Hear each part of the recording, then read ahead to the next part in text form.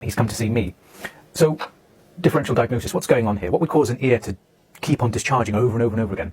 Well, my first thought when I saw his notes was suppurative otitis media. That fits quite nicely, doesn't it? Suppurative otitis media means there's a hole in the eardrum, and the middle ear cavity, which is lined with the mucosal epithelial lining, gets infected and inflamed. There's an upregulation of mucins, and then you get this kind of, infectious, pussy, mucousy gunk, leaking out of the ear. Usually when a patient says that their ear is literally discharging out of the ear canal, that's what I tend to think, suppurative otitis media, or chronic suppurative otitis media, if it just keeps on going and going. That would also fit in the sense that it doesn't respond well to antibiotics, but that's a theory. What else? Otitis externa? Possibly. Otomycosis, which is a fungal version of otitis externa? Possibly. But then the skin of the ear canal looks relatively happy, nice and pink and healthy.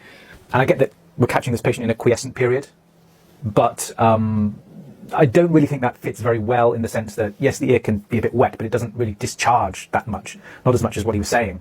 So I don't think that fits very well. You can see here that this sort of tail end, the medial part of this horn, if you will, this keratin horn, is emanating from the top of the eardrum. Other things that could cause a discharging ear, canal cholesteatoma, maybe, but again, that doesn't fit with what we're seeing.